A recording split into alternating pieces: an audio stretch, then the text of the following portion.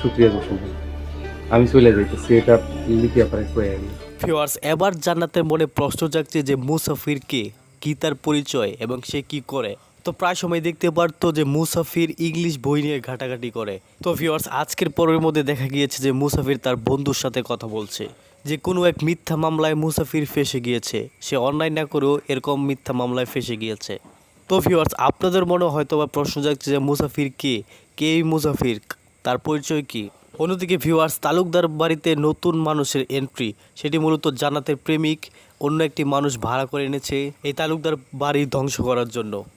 তো ভিউয়ার্স, নতুন ছেলেটি যে তালুকদার বাড়িতে এন্ট্রি নিয়েছে সে মূলত দুশ্চরিত্র এবং বাজে প্রকৃতির মানুষ।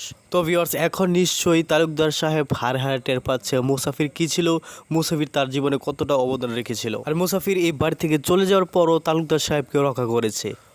তো ভিউয়ার্স, সব কিছু মিলিয়ে মুসাফিরের অবদান অপরিসীম। তো ভিউয়ার্স, আপনারা নিশ্চয়ই মুসাফির নাটকটির 11 নম্বর এপিসোডটি দেখে ফেলেছেন, তাই নিশ্চয়ই এই নাটকের পরবর্তী এপিসোড অর্থাৎ 12 নম্বর এপিসোডের জন্য অধীর আগ্রহে বসে আছেন। ভিউয়ার্স, আজকের ভিডিওতে জানতে পারবেন মুসাফির নাটকের পরবর্তী এপিসোড অর্থাৎ 12 নম্বর এপিসোডটি কবে আসতে চলেছে তারই সকল কিছুর আপডেট। তো ভিউয়ার্স, আমাদের এই চ্যানেল নতুন দর্শক হয়ে থাকলে অবশ্যই চ্যানেলটি সাবস্ক্রাইব করতে পারেন, কারণ আমরা প্রতিনিয়ত এই সকল বাংলা নাটকের রিভিউ এবং নাটকের আপডেট দিয়ে থাকি। তাছাড়া ভিউয়ার্স, আপনাদের কাছে মুসাফির নাটকটি কেমন লাগছে সেটিও কমেন্টে লিখে জানতে পারেন। তো ভিউয়ার্স, আজকের পর্বের বিশেষ করে কোন পার্টটি আপনাদের বেশি ভালো লেগেছে তাও কমেন্টে লিখে জানাতে পারেন।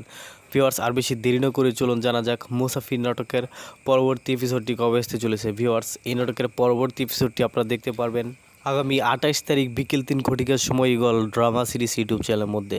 ভিউয়ার্স, আশা করি বুঝতে পেরেছেন, সকলে ভালো থাকবেন, সুস্থ থাকবেন এবং পরবর্তী ভিডিও দেখার মতো জানিয়ে আজকের মতো এখানেই আল্লাহ হাফিজ।